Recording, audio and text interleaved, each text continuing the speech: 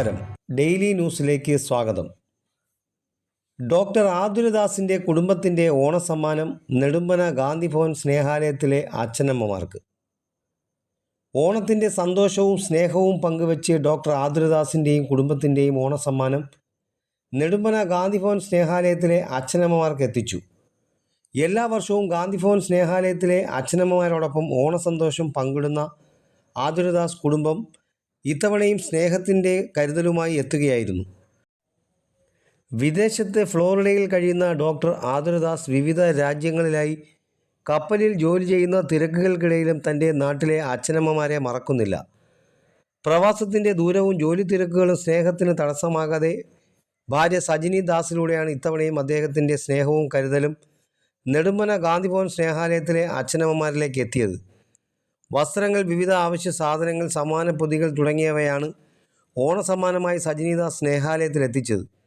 അച്ഛനമ്മമാരുടെ മുഖത്ത് ഓണസന്തോഷം പകരുകയെന്ന ലക്ഷ്യത്തോടെയാണ് കുടുംബം ഈ സ്നേഹസമ്മാനം ഒരുക്കിയത്. നെടുമ്പന ഗാന്ധിഭവൻ സ്നേഹാലയം ഡയറക്ടർ പ്രസന്ന രാമചന്ദ്രൻ അധ്യക്ഷത വഹിച്ച ചടങ്ങിൽ കൊട്ടിയം മൈത്രി സംഘടനാ പ്രസിഡന്റ് താഹ കുഞ്ഞ് ഓണസമ്മാന വിതരണ ചടങ്ങ് ഉദ്ഘാടനം ചെയ്തു.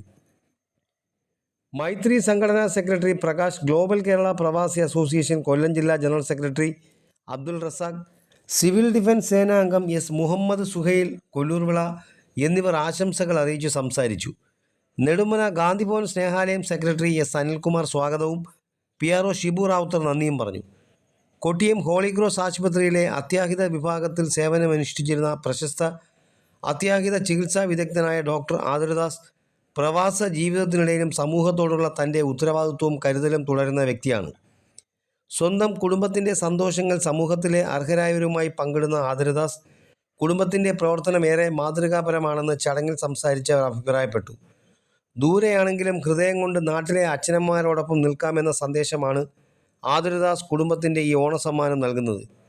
പ്രവാസത്തിൻ്റെ തിരക്കുകൾക്കിടയിലും സ്നേഹാലയത്തിലെ അച്ഛനമ്മമാരെ ഓർത്ത കുടുംബത്തിൻ്റെ കരുതൽ ഇത്തവണത്തെ ഓണാഘോഷത്തിന് കൂടുതൽ മധുരം പകർന്നു. News desk, Kottiyam.